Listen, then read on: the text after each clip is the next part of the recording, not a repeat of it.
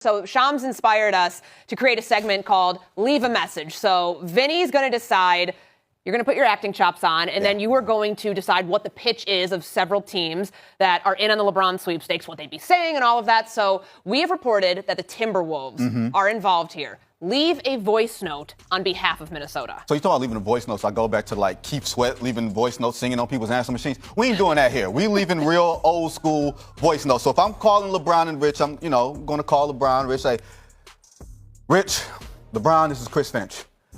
I don't know if you know, but we've made the Western Conference Finals 2 times out of the last 3 years. You might want to forget about that time we beat y'all in 5 games in the first round a couple years ago. Forget all that.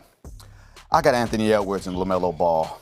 I need an adult in the room, man. Come over here and help me. Because I got a bunch of kids and they don't know how to act. And, Alex Rodriguez, you're closer to his age than everybody else's. You can use his plane to go somewhere because we don't really got golf courses here. We got lakes. So, you can fly wherever you want to fly and go play golf. But, Ant-Man, play with him. Someone who lived in Minnesota, they've got plenty of golf courses. You just got to go in the summertime when... That don't really help. All right, Wendy, do you like the pitch from LeBron's, or I guess like for the representative here of the Minnesota Timberwolves to LeBron? Listen, if Chris Finch is calling, LeBron knows who's on your roster. Finch and LeBron are big Ohio State football fans. Talk about Ohio State this fall. Talk about Jeremiah Smith, Julian Sayin. Talk about their revamped defense. That's my idea for the Wolves. All right. Cosplay into Pat Riley right now and leave a voice note on behalf of the Miami Heat. I can't wait for this. LeBron, Rich, it's Pat, the Godfather. Remember that ice cream that you had on the plane that I took away when you last year? You can have the ice cream. You can have the cookies. You can have whatever you want. You can take my job if you want. I'm not going to be hanging around this job any longer. Well, you won your 2 championships here. You won your MVPs here. You got iguanas here. You got your home here. Your baby was here. You got married here. And you're playing with Giannis and Bam. And you got Coach Spoelstra. We had some great times here. We can have them again. I mean, Wendy, he got me at iguanas. What about you? I don't know what that's all about. I'm just going to say, as this process has gone on, I've been thinking more and more about LeBron in Miami, because when he went back to Cleveland, it was about making something right. The way it ended in Miami wasn't quite right, and there'd be something about making something right. And look, I would go to Denver. I would seriously consider Denver if I was LeBron. But if it's not going to be Jokic, why not Giannis?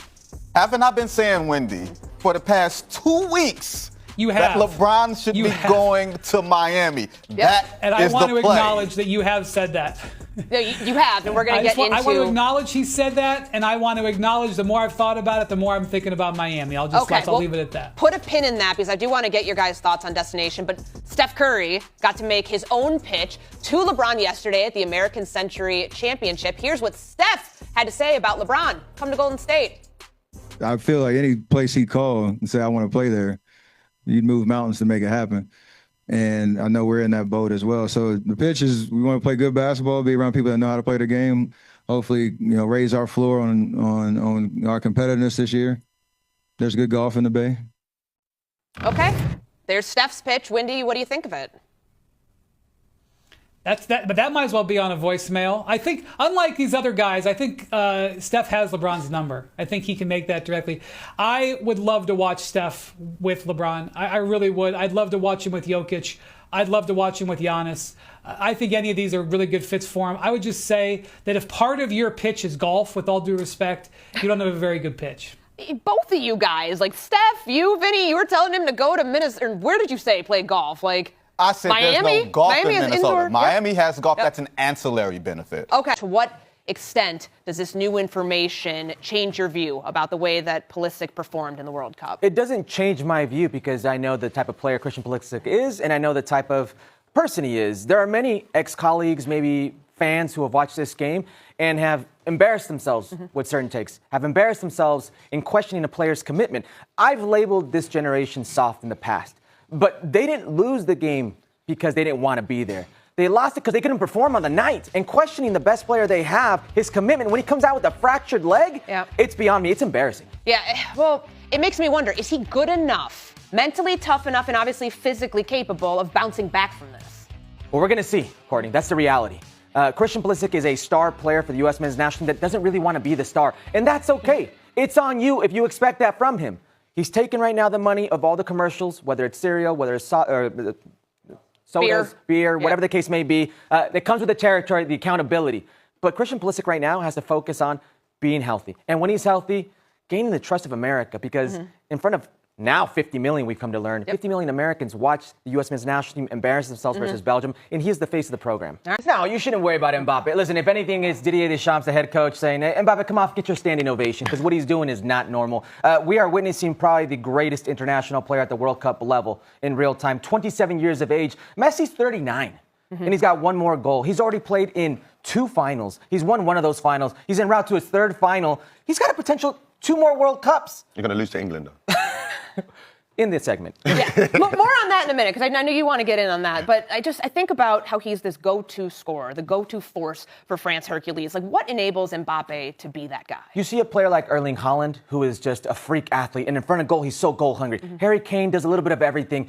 Kylian Mbappe is the mixture of everybody. Everything good you can possibly think of in a forward, a playmaker, he has. He facilitates, he scores goals, and he's ruthless. He wants to win. The only way you stop Mbappe is if he's having a bad day. If Mbappe is playing at his best, his attributes, the strength, the speed, the agility, with the technique, you cannot stop him. It's on him whether, he plays well or not. It's so fascinating to watch. That's a man that doesn't have many bad days, and he and his teammate Ousmane Dembele, first pair of teammates with 5 goals in a World Cup since we saw Brazil in 2002. Way back, Ronaldo and Rivaldo did it.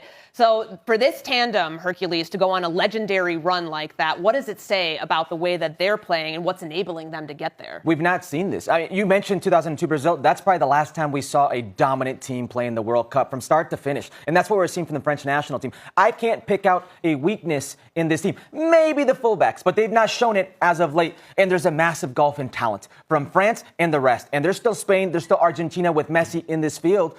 But you look at it, if it's not Mbappe, you just mentioned Dembele. He's the reigning Ballon d'Or. If it's not Dembele, you got to go to Michael Olise, who's one of the best playmakers in this field. And if it's not Olise, do it. If it's not do it, you want me to keep going? Yeah. Should I keep going? It's just ridiculous. And you got to admit, like, in this generation, I'm a victim of nostalgia. I love back in the days. If you're being compared and in the same sentence as Rivaldo and Ronaldo, you're doing something right. Yeah. Jaylen Brown linked up with streamer iShowSpeed and sounded off on the way that he was shipped out of Boston. It's a crazy business, bro. Don't become a basketball player. There's no loyalty. What happened? You just got traded? It's a good question. It's a real good question. I think a lot of people want to hear that. They asking that question right now. I don't know. All right, packed up. You just got packed up. What does that even mean? They packed me up. Sayonara, I'm out of here. I think that iShowSpeed felt like all of us, because Jaylen Brown saying, don't become a basketball player. Well, your $300 million contract probably says different. I mean, I would make the decision to become a basketball player if I was getting paid like that, Vince. Your reaction to what he said in that clip? New dudes. That's all. This is when you look at the NBA as a whole, and I know LeBron isn't a new dude, but when LeBron is having his free agency done on a podcast with Max Kellerman and Rich Paul, and you see iShowSpeed and Jaylen Brown, like, these are today's athletes and the way that they communicate directly to people. Jaylen Brown already knew that there was no loyalty in sports. He didn't have to be traded for that. He was on the Boston Celtics team where 5'9" Isaiah Thomas, put his injured hip on the line and everything else for the team, and did not get rewarded with a contract extension after the year. He got rewarded with a trade to Cleveland, and a couple years later, he was out of the league. It's all performative. It's, I'm going to say, fun, but everybody knows what they're doing. This is an attention economy, and now you're a topic on Get Up on a Friday morning. It's all content. Yeah, Wendy, the comments and the associated context here associated with them, would you say that that's illustrative of the modern-day athlete? I don't know. Do you think Brad Stevens said that to Jaylen when he called him Sayonara Chat? I'm packing you up, Wendy. That's what he said, packing you up. Yeah, I think that's probably what he said. Yeah. I opt out of this conversation. Thank you for showing me the video. What does success look like for those two? Well, their ceilings aren't quite as high as cathedral height. I think in Pittsburgh, a sign of success would be winning a playoff game. It's been a decade since they've won a playoff game. TJ Watt has not won a playoff game. There are only 2 players on the Steelers roster right now who have won a playoff game with the Pittsburgh Steelers, which is just a crazy thing to say. But I think that the reason that the Steelers brought in Mike McCarthy, that they wanted to retain Aaron Rodgers, is that prevents them from having to do a full teardown rebuild, because rebuild is a dirty word in Pittsburgh. They don't want to do that. Even if it means more long-term success, they want to win right now. Obviously, they would like to win a Super Bowl, but here's the thing, that is not realistic. But winning a playoff game that would get that winning culture, that winning mentality, not just having a winning season, but winning in the playoffs, they need to see that success. I'm sure, Mike T, that some Steelers fans see Aaron Rodgers, see Mike McCarthy, and are thinking, 2010, let's just run that back in 2026. So Brooke makes a great point that it's probably not a Super Bowl ceiling, but what does success look like with these two? And yeah, according to me, if a 43-year-old Aaron Rodgers is standing for 17 games, not all stats paint a picture, but this one does. Last year, Aaron Rodgers averaged 5.8 air yards per attempt. And Bart, you know this as a former defender. That's 28th in the league. That compresses the spacing of the field. And when you're a year older, you're not looking to push the ball down. He's going to be 43 in December. Give them credit. They added Michael Pittman. They drafted Jeremy Bernard. They did add some weapons, but I just don't think there's enough explosiveness in this offense for them to beat Cincinnati or Baltimore. Did Mike McCarthy really want his old thing back? I mean, because they had a breakup in Green Bay. I just don't know how this works. I don't know how you measure success. Last year they had, the highest paid defense in the NFL, and they were one of the worst, the 17th ranked defense in the NFL. I don't see that getting better. I think at some point they have to say, you know what, we keep putting a Band-Aid on a gunshot wound. We need to figure this out and just strip this all down. The last time they did that, they were fortunate enough to get Ben Roethlisberger, which set up their franchise for the next 15 years. They thought they can come out and get the Kenny Pickett. That didn't work out. So they're having to pay for their sins for the Kenny Pickett, right? They find themselves behind the 8 ball, and I think Baltimore and Cincinnati is better within the division. Just go ahead. I mean, I'm even saying go as far as it's maybe time to move on for T.J. Watt if you can get anything for him, because you're not winning and being dominant defense with him.